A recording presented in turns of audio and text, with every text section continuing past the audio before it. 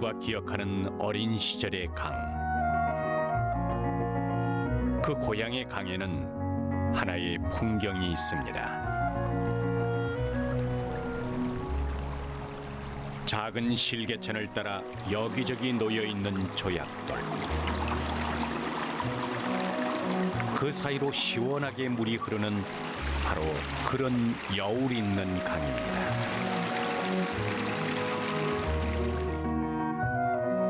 하지만 지금은 물길이 끊기고 물이 더 이상 흐르지 않는 강도 많습니다.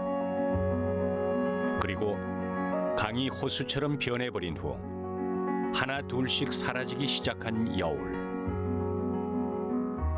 이 이야기는 고향의 강을 다시 만나기 위해 반드시 되살려야 하는 여울에 관한 기록입니다.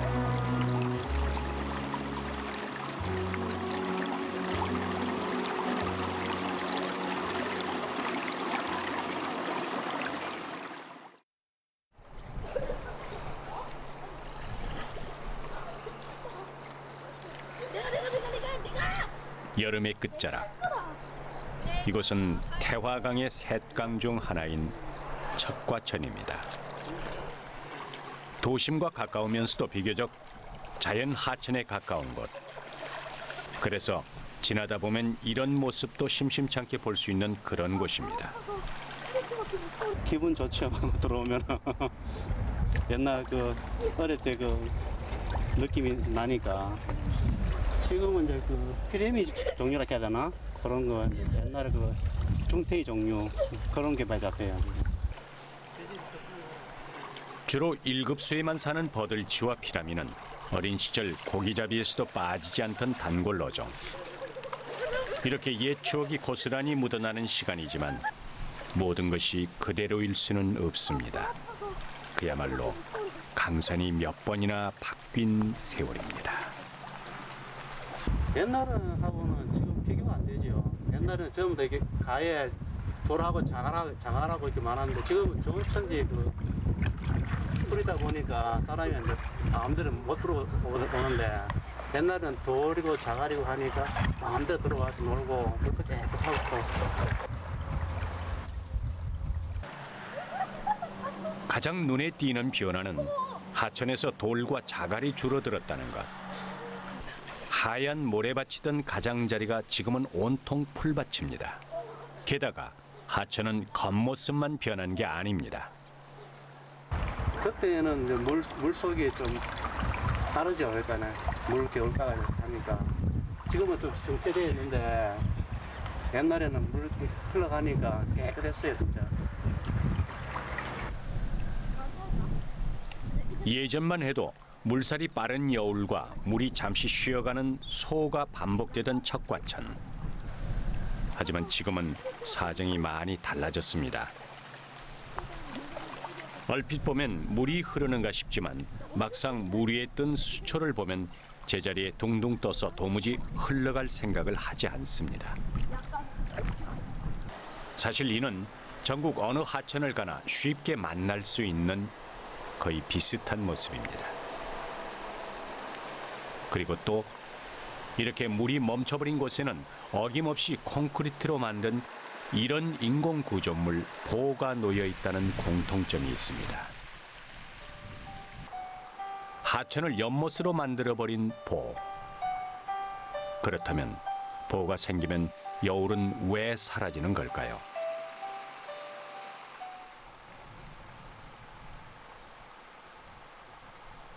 보의 기본적인 그 기능은 물을 담을 수 있는 그릇입니다. 그러니까 그릇을 만들기 위해서는 기본적으로 조금 수면이 올라와야 되겠죠. 보의 영양 범위가 물이 이렇게 영양이 있다가 여기서 맞게 되면 물이 수위가 올라가니까 저런 여울 같은 게 다 이제 잠기게 되는 것이죠. 여울을 삼켜버린 보. 이렇듯 보와 여울은 공존하기 힘든 사이입니다.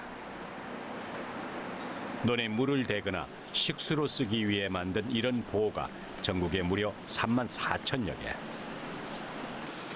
65,000km에 달하는 우리나라 하천에서 거의 2km마다 하나씩입니다.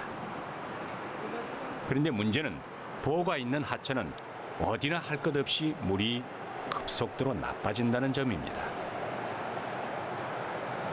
그런 횡단 구조물에 의해서 물의 흐름을 차단을 하기 때문에 아무리 깨끗한 물이라도 횡단 구조물에 의해서 물이 정체가 되면은 수질이 악화된다는 것이죠. 한마디로 고인 물은 썩는다는 것. 20개가 넘는 보호가 있는 태화강도 지금 비슷한 고민에 빠져 있습니다.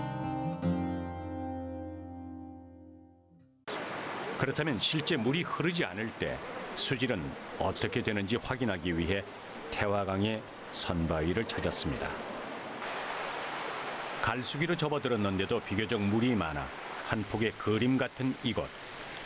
하지만 물속을 들여다보면 이야기는 달라집니다. 이 선바위보도 상류 쪽은 이 물이 정체되어졌기 때문에 수질이 상당히 악화되어져 있고 바위에 여러 가지 그 LG들이 많이 자라고 있는 것을 볼 수가 있습니다. 그 얘기는 그만큼 이 부영양화가 영향을 주고 있다라는 거고 수질이 좋지 않다라는 것을 얘기해 주는 거죠. 즉, 이 선바위보도 보가 가지고 있는 그 문제들 그대로 가지고 있다라는 거죠.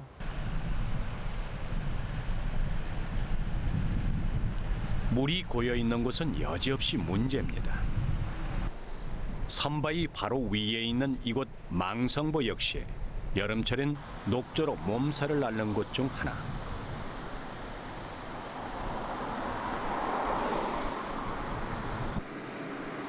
물이 고여 있으면 수온이 빨리 올라가기 때문에 더 그렇습니다.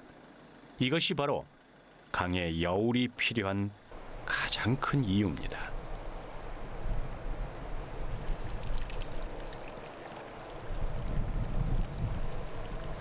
뒤에 이제 선바위가 보이는데 잔잔한 물 위에 서 있는 선바위도 있을 수 있지만은 자갈밭 위에 서 있는 선바위를 볼 수도 있다라는 거죠.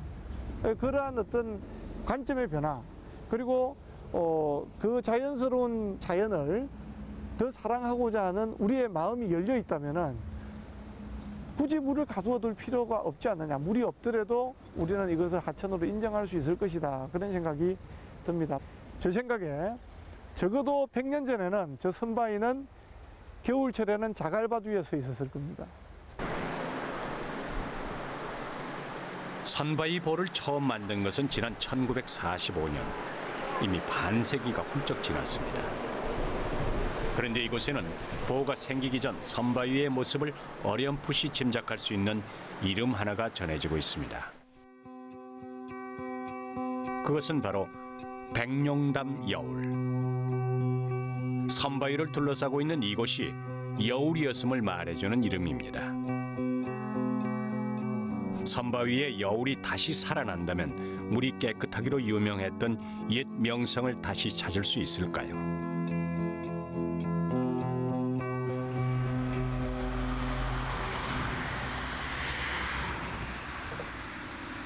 강의 100년 전 모습을 되찾는다는 건 결코 쉽지 않습니다. 하지만 지금 유럽에서는 불가능일 것 같은 이런 일들이 실제 일어나고 있습니다. 그 대표적인 곳 중 하나가 독일 남서쪽 스위스와의 경계에 있는 킨치히강. 처음 기대와 달리 여울이라고는 전혀 찾을 수 없는 강. 이곳에서는 그동안 무슨 일이 있었던 걸까요? Kinzig war vor ihrem Ausbau vor 150 Jahren bis zu 400, 500 Meter breit und hat sich im Prinzip bei jedem Hochwasser verändert. Also sie hat hier immer wieder einen neuen Lauf genommen und mit dem Ausbau hat man sie jetzt reduziert auf vielleicht 40, 30, 40 Meter mit Hochwasserdeichen. 여기까지 전부 물이 지났을 때는 흐름이 자유로웠지만 강폭이 10분의 1로 크게 줄어든 후 여울은 사라지고 물은 걷잡을 수 없이 나빠지고 심지어 물소리라고는 들을 수 없는 침묵의 강이 됐습니다.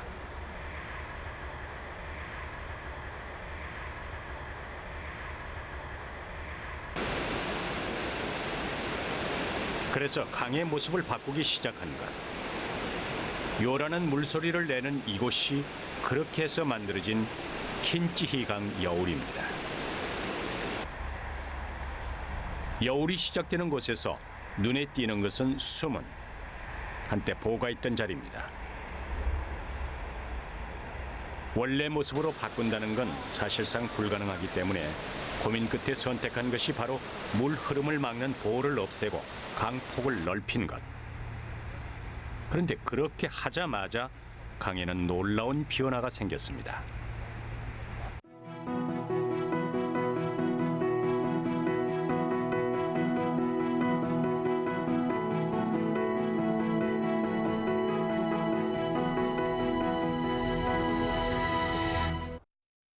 Also hier wurden Bereiche geschaffen oder sind Bereiche entstanden, die die Kinzig durch die Verbreiterung sich selbst geschaffen hat, nämlich tiefe Pools, tiefe Gräben, in denen die großen Fische sich aufhalten können, und flache Stellen mit Kiesablagerungen oder Inselchen, wo sich Fische verstecken können, wo sich Standplätze in tiefen Rinnen finden oder auch Laichmöglichkeiten auf Kiesbänken und hinter Rinnen. 물 흐름이 빨라지면서 여울과 소가 저절로 생겨난 것. 그러면서 수질이 좋아진 건 말할 것도 없습니다. 그리고 이런 변화에 만족하지 않고 강에 있는 보를 없애기 시작한 이곳. 킨찌히강의 셋강인 에를렌 바흐천입니다. 자연스러워 보이는 이곳 역시 원래는 보가 있었습니다.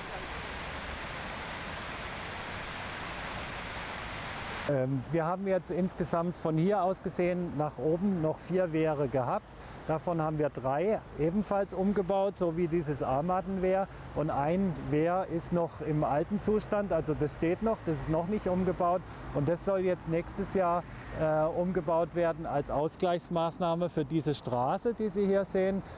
Das ist die Ortsumfahrung von Biberach. Diese Straße ist neu gebaut worden. Man hat einen Eingriff in den Naturhaushalt und dieser Eingriff muss ausgeglichen werden, und das macht man durch Umbau des Wehres.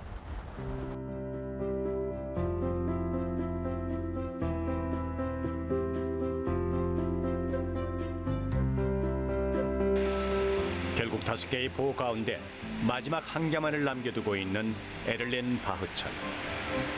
여울이 살아야 강이 산다는 생각은 이곳 독일뿐 아니라 유럽 전체가 비슷합니다.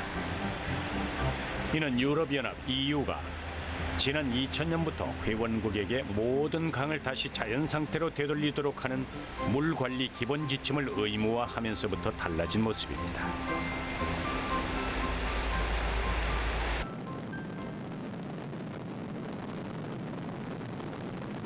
사실 울산의 태화강은 하천에 있는 보를 걷어내는 것만으로도 물이 엄청나게 좋아질 수 있다는 것을 이미 보여준 바 있습니다.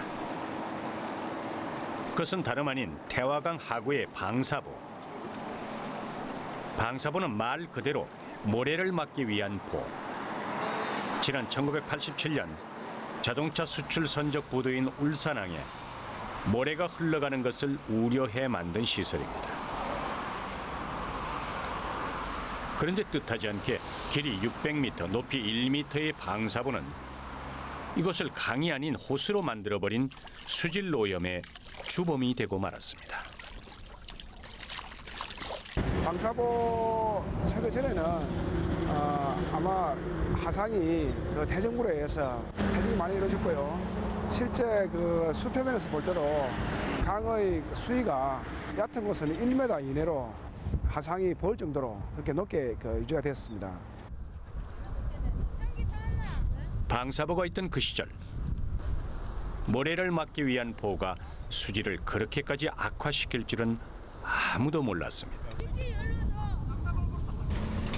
그때 곳곳에서 방사보를 철거하자는 목소리가 터져나왔고 그래서 결국 2006년에 전체를 걷어냈습니다. 방사보 철거 전에는 울산 태화강에서 가끔씩 그 녹조가 발생되기도 했거든요. 근데 최근에는 지금 방사고 철거 이후는 법적으로 거의 그 발생하지 않는 걸로 봐서 태양 전체 수질이 상당히 좋아진 걸로 알 수 있습니다. 물과 모래, 이 두 가지를 모두 막았던 방사부. 철거 결정에서 완전 철거까지 자그마치 6년. 그 사이에도 그대로 두자는 의견이 많았습니다. 그런데 실제 전국의 수많은 하천도 이와 비슷한 고민에 놓여 있습니다.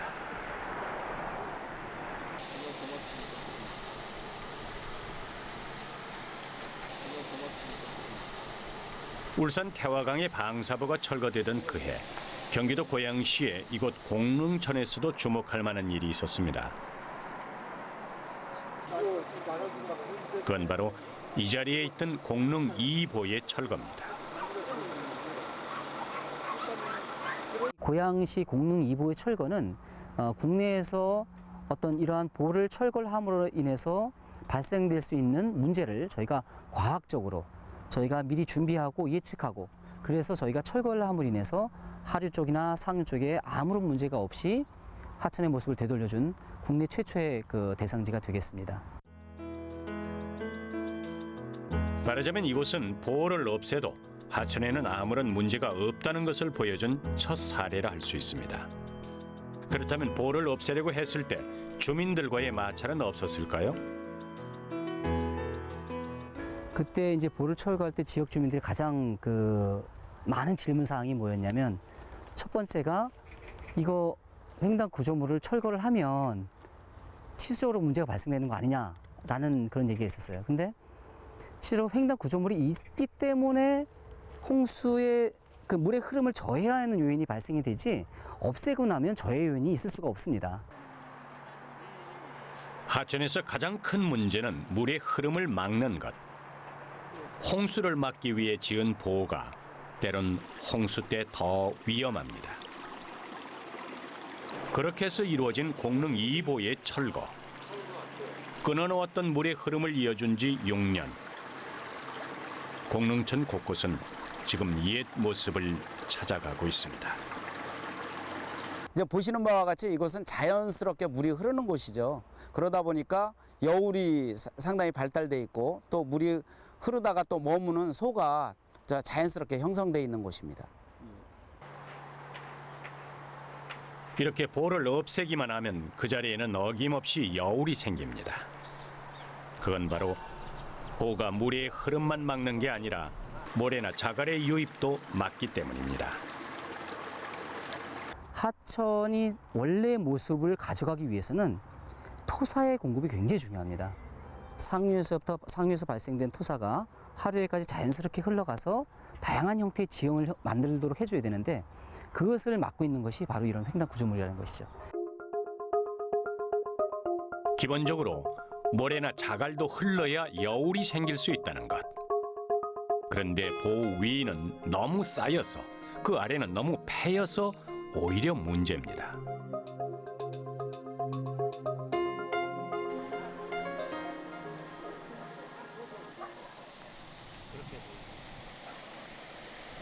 이런 상황이 계속되다 보면 보가 있으나 마나 한 곳도 생깁니다. 곳곳이 깨어진 선우궁보도 그런 곳 중 하나. 이제 선우궁보는 높이가 2.5m나 되지만 수심은 50cm 안팎. 이미 물을 담을 수도 없는 그릇입니다.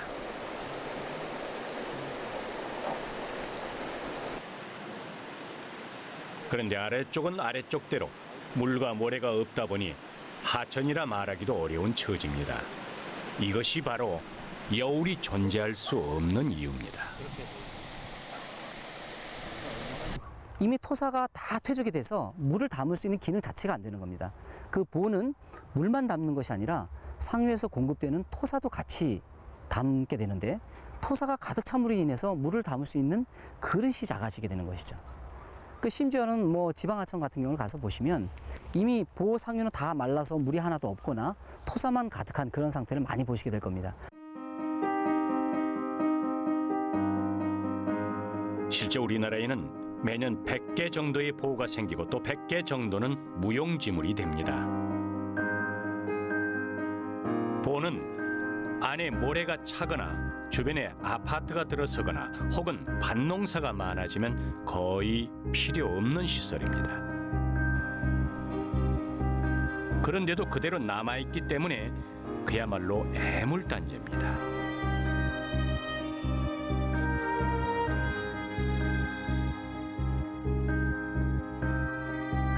사실 태화강에서도 그런 경우를 쉽게 만날 수 있습니다. 그중 하나가 바로 태화강 상류인 이곳 울죽은 언양. 하늘에서 내려다본 태화강은 마치 대나무 마리처럼 잘렸습니다.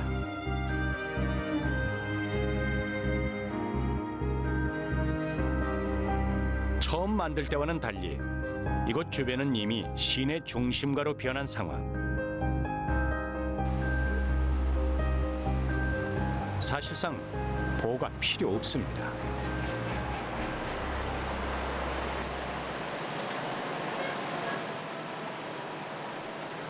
지금 저 보들도 마찬가지로 상당히 큰 규모의 보기 때문에 하폭에 비하면 상당히 높이가 높거든요. 그러다 보면은 그것이 가지는 에너지 때문에 하류 쪽에 과도한 쇄골이 발생하는 건 당연히 발생합니다. 그래서 그 과도한 쇄골이 발생하고 물이 고이다 보니까 수질 문제도 당연히 발생하고요. 그리고 이게 높이가 크다 보니까 경관적 문제도 상당히 흉물이죠. 이곳 언양은 주변이 온통 높은 산이라 원래부터 물이 많은 지역. 비라도 많이 올 것 같으면 피해가 걱정되는 곳입니다. 그래서 뒤집어 생각하면 보호가 없으면 홍수 피해가 더 커지는 게 아닌가 할 수도 있습니다. 하지만 여기에도 여울이 가진 힘, 여울의 비밀이 숨어 있습니다. 하천에 여울이 필요한 것은 여울이 있음으로 해서 에너지 소산이 많이 되거든요. 그래서 여울이 있는 경우에는 어느 정도 유속을 좀 정리해 주는 부분들이 있습니다. 여울과 소가 반복됨으로써 그 여울 구조가 물이 적을 때는 유속이 빠르지만은 유속이 많이 흐를 때, 비가 와가지고 물이 많이 흐를 때는 그 여울 구조가 실제로 흐름을 어느 정도 제어해 주는 역할을 하거든요. 그래서 공학적인 부분에 있어서는 여울이 가지는 기능은 상당히 크다, 그렇게 볼 수 있습니다. 빠르면 빠른 대로, 느리면 느린 대로 물의 흐름을 어느 정도 잡아주는 여울. 그런데 이곳 태화강 중류에는 보호가 지닌 독특한 구조로 인해 여울이 더 절실한 곳이 있습니다.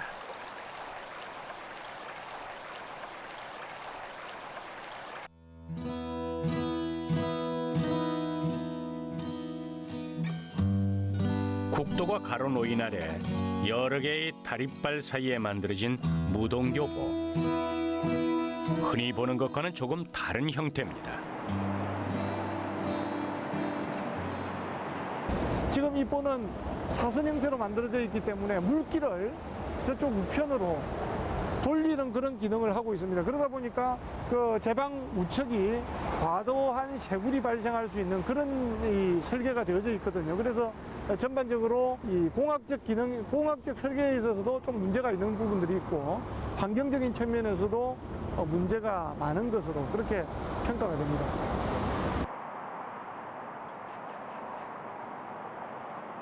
사실 무동교보 바로 아래 이곳 무동마을 앞은 예전엔 여울이었습니다. 실제 물 속도 온통 여울에서 볼 수 있는 굵은 자갈입니다.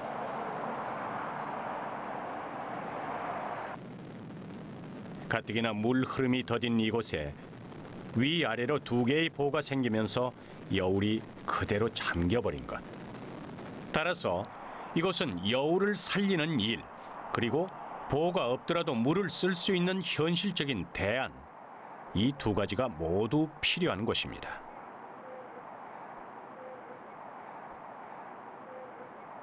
이 보를 없애면 어떻게 되느냐, 대안이 없느냐라는 그러한 이제 고민을 하게 되는데, 만약에 우리가 지수 목적을 가지고 지수를 굳이 하겠다면은 지수 시설을 지하에다가 집어넣을 수도 있다는 거죠. 만약에 이 위치가 요 위치라면은 앞으로 100m라든지 200m 상류 쪽에다가 지하에다가 취수 구조물을 만들어서 물이 흘러 들어갈 수 있게끔 하면은 이 보호 시설을 없앤다 하더라도 취수 시설을 유지할 수 있다라는 겁니다.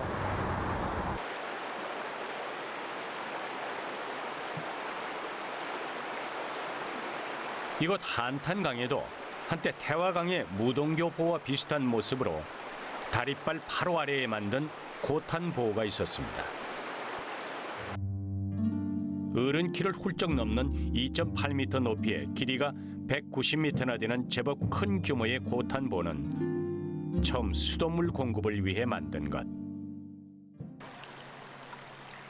하지만 취수탑을 폐쇄한 이후에도 보를 그대로 두다 보니 수질 오염이 심하고 물놀이 사고가 잦았던 곳입니다.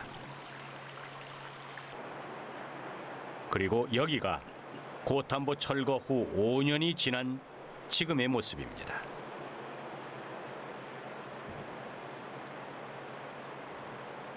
철거되고 나니까 일단 물길이 바뀌었네요.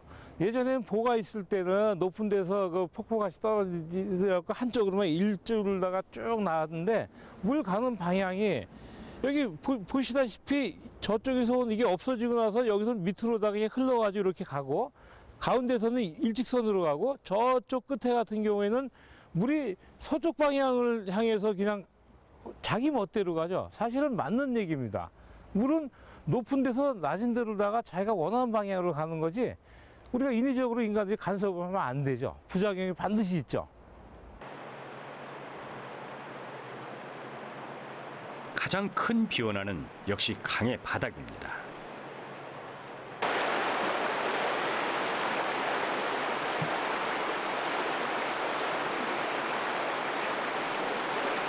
사실 한탄강은 큰 한, 여울탄이라 해서 원래 큰 여울이라는 뜻. 그만큼 크고 작은 여울이 많았던 곳이지만 보가 있을 때는 이곳에서 큰 돌을 찾아보기 어려웠습니다. 지금 여기 있는 돌도 사실 이런 돌은 이 지역에 여기가 화산지대이기 때문에 특이한 현무암입니다. 이게 현무암이 여기저기 분포되어 있는데 예전에 이렇지 않았었어요. 보가 있을 때는 이게 넘어오지도 않았겠지만 보가 없어지고 나니까 여름에 홍수 때 상류 쪽에 있던 돌들이 자기 멋대로 굴러와서 자기가 편한 자리에 그냥 배치를 한 겁니다. 이거 누가 일부러 사람들이 이걸 갖다 배치를 했겠습니까? 이게 자연스럽게 좋은 거. 징검다리가 역할도 하기도 하고.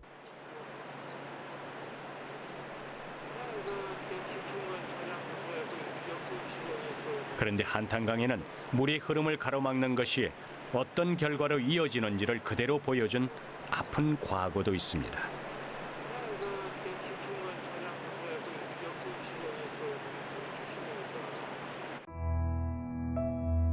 지난 1986년 홍수 피해를 막기 위해 지었던 연천댐. 하지만 96년과 99년 두 차례나 무너져 지역 주민들에게 오히려 큰 피해를 주면서 2000년에 완전 철거된 곳입니다.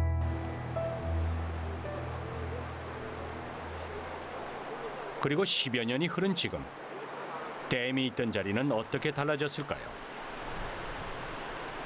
저기 보세요. 이런 여울 같은 이런 형태가 댐이 있었으면 못 볼 저기를 갖다가 얼마나 아름답습니까? 그리고 흰색 부분이 여울에서 여울은 기포를 갖다가 산소를 생산하는 곳이기 때문에 물이 훨씬 좋아지죠. 깨끗해지고.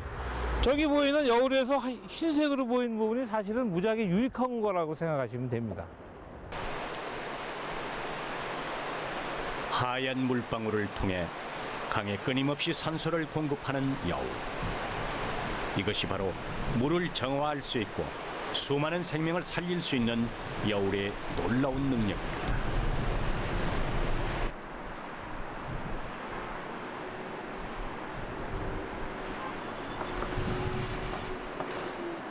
여울이 생겼을 때 하천에서 살아가는 생물에는 어떤 변화가 생기는지를 가장 잘 보여주는 대표적인 곳은 전주천.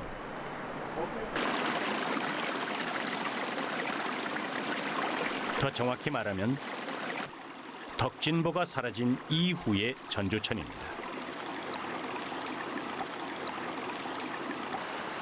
예전에 보가 있었다고는 믿기지 않을 만큼 자연스러운 이곳이 바로 덕진보가 있던 자리입니다. 1958년 처음 만들 때만 해도 농사에 없어서는 안 될 시설이었지만 주변에 아파트가 들어선 후에는 극심한 악취와 물고기의 떼죽음으로 민원이 끊이지 않던 곳입니다. 그래서 지난 2007년 끊어진 물길을 다시 이어주자는 뜻에서 50년 만에 보를 철거했습니다. 네, 그 덕진보가 허물어지면서 그 생태계가 얼마나 살아났느냐 확인하는 거는 뭐 물고기를 잡아보는 방법도 있는데요. 그냥 간단히 손쉽게 이렇게 안에 물속에 있는 이렇게 돌들을 뒤집어 보면 돌들을 이렇게 봐보면 알 수 있어요. 지금 여기 보시면 지금 이렇게 돌아다니는 것들도 많고 여기 보시면 이렇게 집들이 있고 안에 이렇게 살고 있는 애들 있잖아요. 이런 것들을 수소곤충이라고 하는데 지금 여기 보시면 이렇게 돌아다니는 것들도 있고요.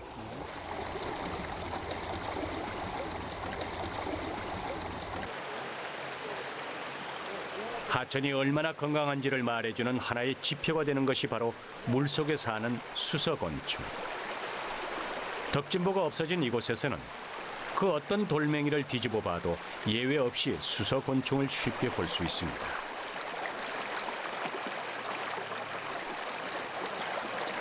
수소곤충이 가장 좋아하는 곳이 바로 이런 물소리가 들리는 여울입니다. 산소가 많아 물이 그만큼 깨끗하기 때문입니다.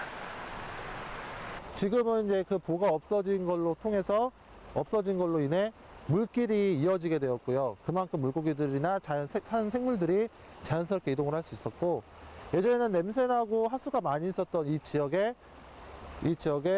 여러 가지 서식 환경들이 나아지게 되면서 여러 생물들도 그리고 쉬리도 여기까지 하류쿠 부근까지 살 수 있을 정도로 생태계가 안정화가 되어졌습니다. 여울을 유난히 좋아해 여울성 어류로 불리는 쉬리를 만날 수 있는 전주천.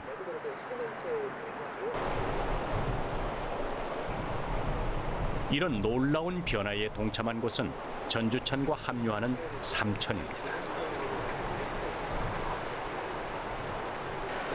처음에는 고쳐서 다시 쓸까 했던 이수보를 내년에 아예 철거하기로 결정한 곳입니다.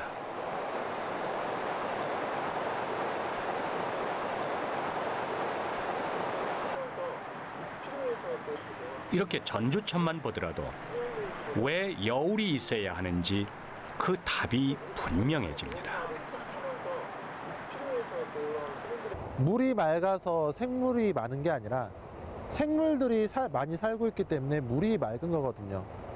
이제 그런 것도 따지만 이런 횡단 구조물 같은 경우에는 그런 생물들의 서식처 자체를 막고 있는, 생태계를 막고 있는 그런 하나의 커다란 벽이라고 할 수 있거든요.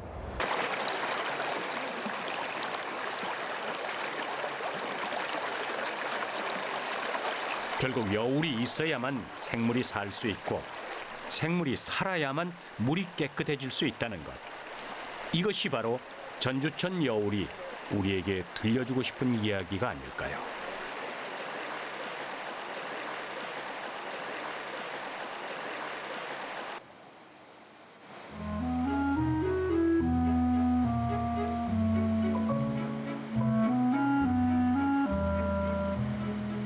사실 태화강에 여울이 있어야 하는 가장 큰 이유는 이곳 물속에 있습니다.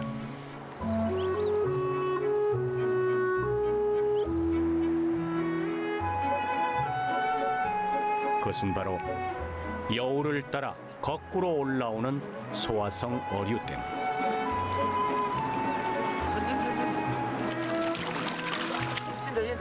그중 하나가 태화강을 대표하는 이 은어입니다.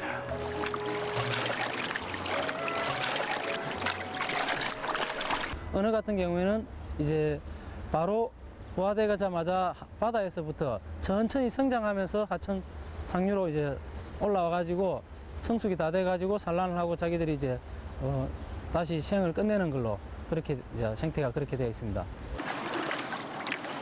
산란과 동시에 생을 마감하는 은어. 산란을 시작하는 9월쯤 은어가 마지막으로 찾아오는 것은 자갈이 깔린 여울입니다.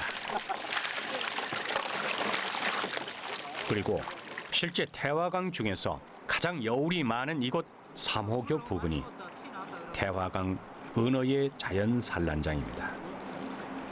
지금까지는 그 경남도 민물고기 연구센터로부터 분양받은 소량의 은어를 방류해 왔으나 금년부터는 그 우리 태화강에서 회귀한 어미 은어를 직접 체포 산란하여 대량으로 방류함으로써 연어에 이어 은어 방류 사업도 본격적으로 실시할 예정입니다.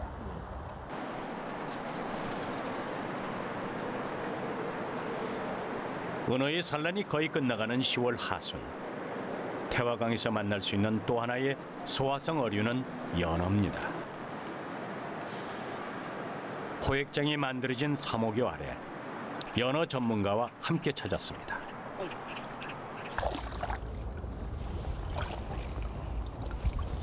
순놈입니다. 이 지금 태화강에 올라온 연어는 연어 수컷으로서 나이는 한 3년 정도 된 것 같습니다. 이 정도 크기면은. 그래서 2010년도에 방류된 치어가 알래스카를 지나서 울산 태화강까지 들어오기까지는 한 18,000에서 2만 킬로 정도. 회유하는 데는 보통 3, 4년인데 이거 같은 경우는 한 3년생으로 볼 수가 있습니다. 이렇게 연어가 먼 길을 돌아 다시 오는 이유는 오직 산란을 위해서입니다. 이건 지금 그 암컷인데 성숙이 어느 정도 됐습니다. 제가 한번 체란을 해보겠습니다.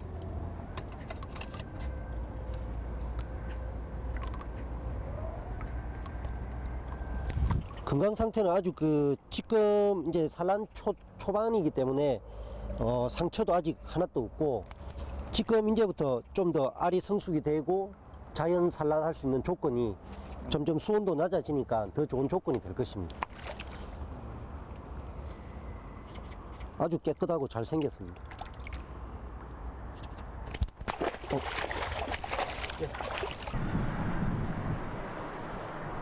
어미 없이 태어나 새끼를 보지 못한 채 생을 마감하는 연어. 그래서 적으로부터 가장 안전하게 새끼를 지켜줄 수 있는 장소에 산란하는 게 본능입니다. 결국 그 모든 조건에 맞는 곳이 여울이라는 얘기입니다. 회유성 어종은 일반적으로 산란 장소가 자갈이 있고 물에 흐름이 여울이 있는 곳이라 해야 됩니다. 그리고 유속이 보통 초당 20에서부터 한 50cm 정도 되는 그런 여울 가장자리라든지, 그 다음에 겨울에도 연어 같은 경우에는 산란을 하는 경우에 부화를 해야 되는데 물이 없다든지 정체돼 버리면 얼어버리기 때문에 그러한 여울이 있고 밑에서 용존산소가 올라오는 것을 선호하게 됩니다. 실제로 태화강에서도 여울이 있는 곳이 곧 연어나 은어의 산란장입니다. 거기에 맞는 곳이 삼호교에서 선바위 아래 이곳까지입니다. 태화강에 있어서는 여기가 상류로서 가장 연어 자연 산란 최적지라고 할 수가 있습니다. 자갈도 균일하게 지금 분포되어 있고 물 흐름도 연어가 산란하기에 아주 좋은 적지 조건을 갖고 있습니다. 근데 연어는 여기보다도 좀 더 상류로 가장 상류까지 올라가려는 습성을 가지고 있습니다. 그만큼 안전한 곳에서 산란하기 위해서죠. 근데 지금 앞에 보가 놓여 있기 때문에 더 이상 올라가고 싶어도 못 올라가는 조건이기 때문에 여기가 최적지로 지금 산란을 많이 하는 곳입니다. 연어나 은어가 더 올라갈 수만 있다면 이곳보다는 선바위 쪽이 더 좋습니다. 그런데 이런 연어의 길을 가로막는 것이 선바위에 있는 보입니다. 물론 이곳에도 물고기들을 위한 길, 어도가 두 군데나 나 있습니다. 그런데도 연어가 잘 올라가지 못하는 이유는 어디에 있을까요?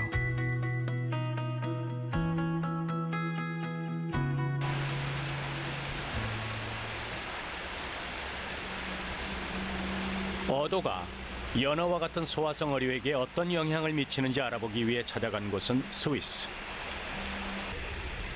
스위스는 지난 1945년부터 라인강에 있는 11개의 보로 인해 연어가 사라져버린 것을 경험했습니다. 그런 가운데 10년 전부터 프랑스에서 연어 치어를 가져와 방류하고 있는 이곳 파프네른천. 그때부터 연어가 올라오기 힘든 곳은 모두 높이를 낮추는 작업을 해왔습니다.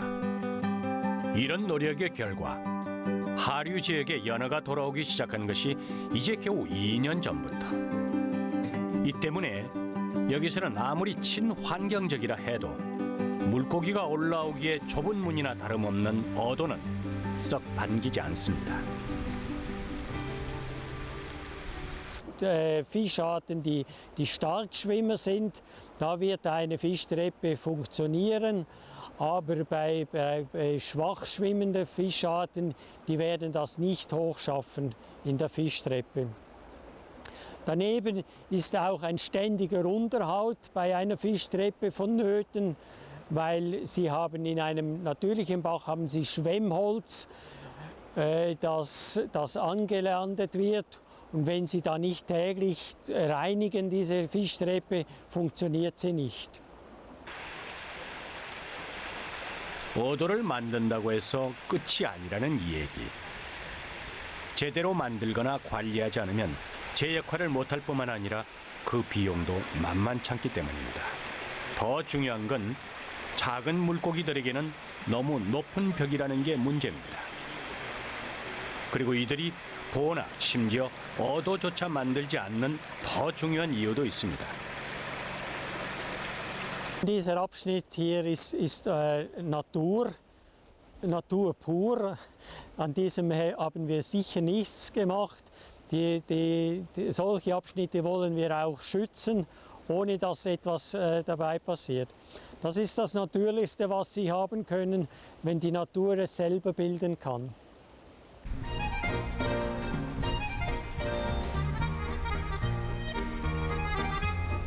자연적인 것이 가장 안전한 것임을 극적으로 보여준 또 다른 나라는 프랑스입니다.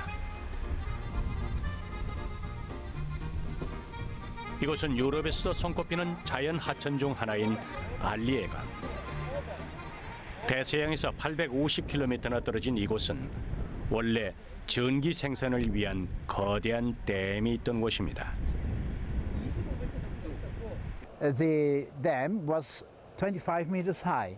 And you have to imagine that it goes about from the green trees you can see horizontal line from left to the right. So it was a real absolutely impossible for the salmon to find a way.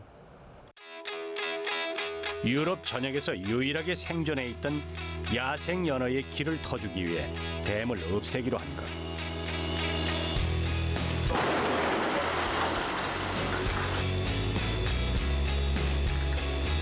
그렇게 해서 이루어진 것이 바로 댐 폭파입니다.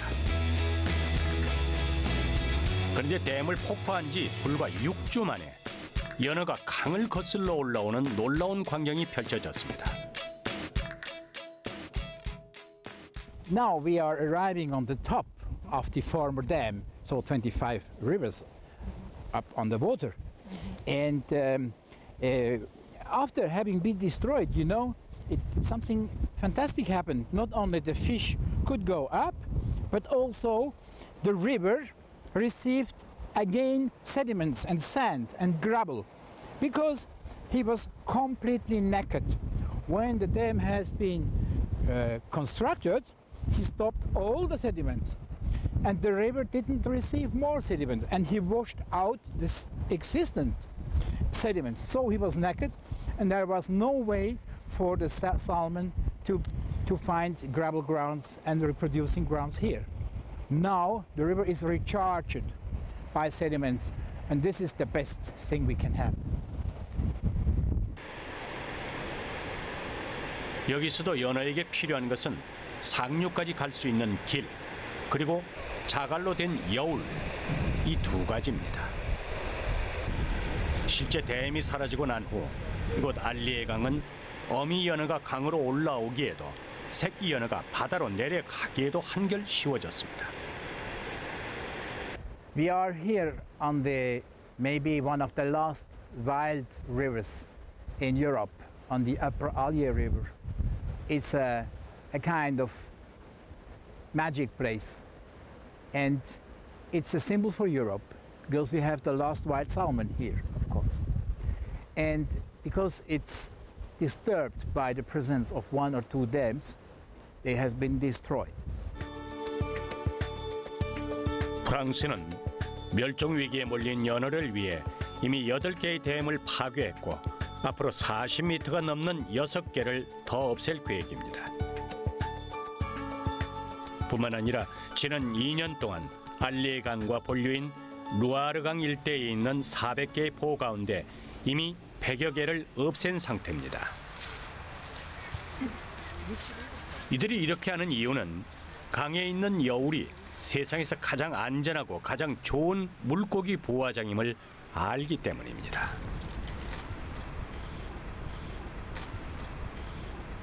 So it was cheaper to destroy the dams than to keep them and to do artificially a restoration process. Running fishery hatcheries is very expensive. Restoring rivers is much cheaper if you just give the job to the river. He knows that very well since millions of years. He has done this work very well. So let's do the river work. It's cheaper and more powerful and very efficient.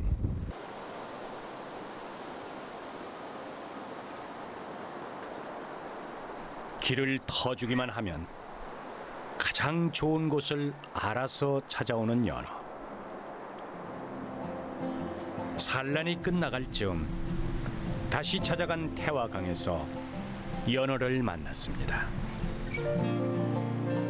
예상대로 연어는 빠른 물살을 조금 벗어난 여울의 가장자리, 군데군데 보이는 자갈 무더기에 산란을 끝낸 상태였습니다.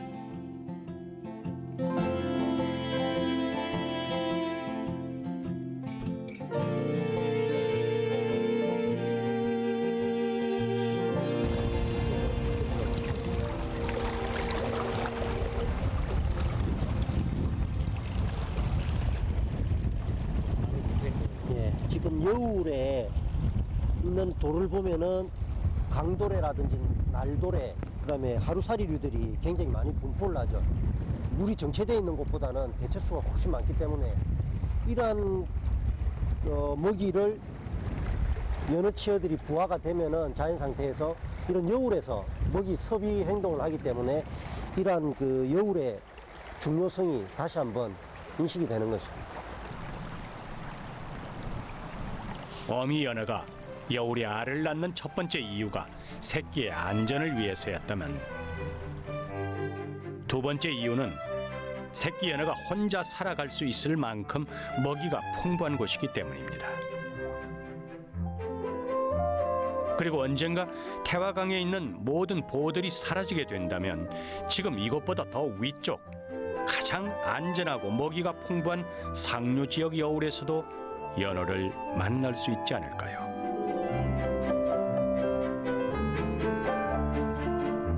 여울에서는 그 공기가 들어가는 공기 연행이 되는 에어레이션이 되는 그러한 기능들도 강력하게 하고 있습니다. 그래서 하천의 용존 산소량을 늘려준다든지 그러한 기능도 하고 있기 때문에 생태적으로는 굉장히 중요한 지역이다. 그렇게 생각을 하고 있고요.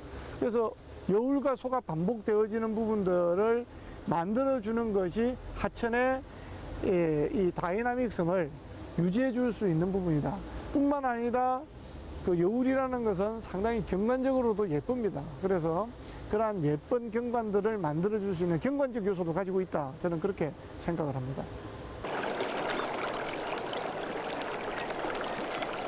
물이 멈추고 여울이 사라지는 순간 강은 생명을 잃을 수밖에 없습니다. 요란하게 흐르는 물소리로 하얗게 부서지는 물거품으로 강에 끊임없이 생명력을 불어넣는 여울. 강이 아름다운 이유는 바로 이런 여울이 있기 때문입니다. 그래서 여울이 많아야 살아있는 강입니다.